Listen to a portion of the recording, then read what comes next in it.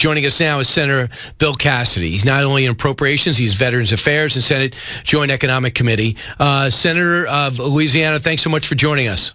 Hey, Brian, thank you for having me. So, Senator, I've never seen anything like this. From an impeccable background who just never ran an organization so big to drinks too much, crashes cars, and is bad to employees. What happened? The left hates Donald Trump, and whatever it takes to defeat his agenda, even if it's opposing someone like, say, Mike Pompeo, again, Harvard, West Point, CIA, Congress, they are going to do what they can to defeat Donald Trump.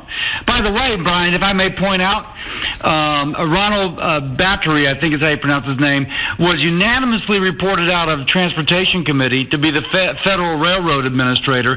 Schumer put a hold on him for a year. During that time, we had multiple deaths from Amtrak wrecks.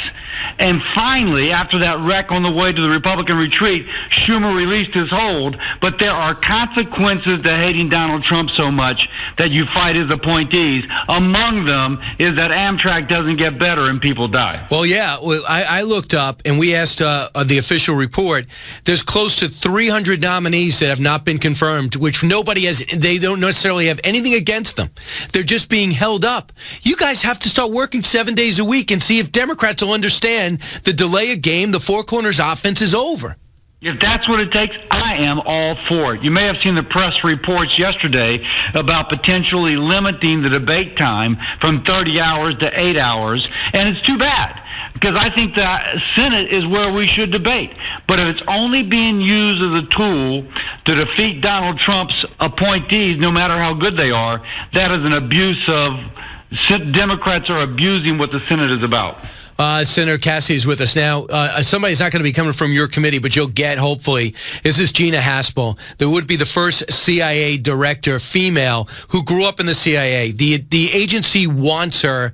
She's accused of following orders to enhance interrogation, perhaps, and being part of the black site operation.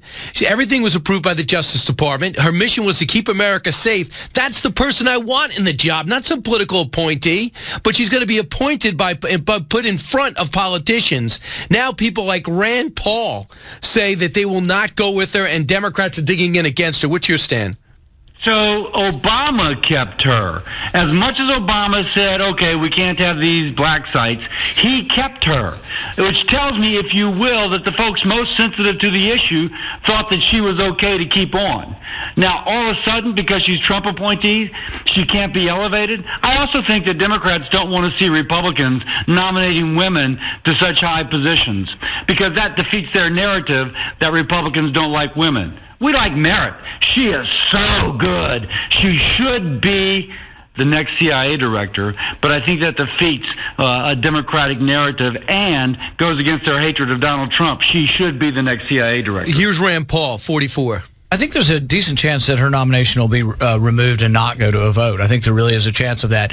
100 folks from CIA and generals put their name on a document saying that we really need to know more information about her support for what they call extreme rendition, and then using waterboarding, which is, I think a form of torture as far as I'm concerned. Let me ask you something. Did they ask the eye doctor how to keep America safe after 9/11? No, they asked the CIA to do it. And they did it. And they did the best they can to unwind a bunch of plots that would have further damaged our country. We know for sure bin Laden had this stuff in motion. So having said that, do you think we're going to debate this issue again, or are we going to focus in on the nominee? I hope we focus on the nominee.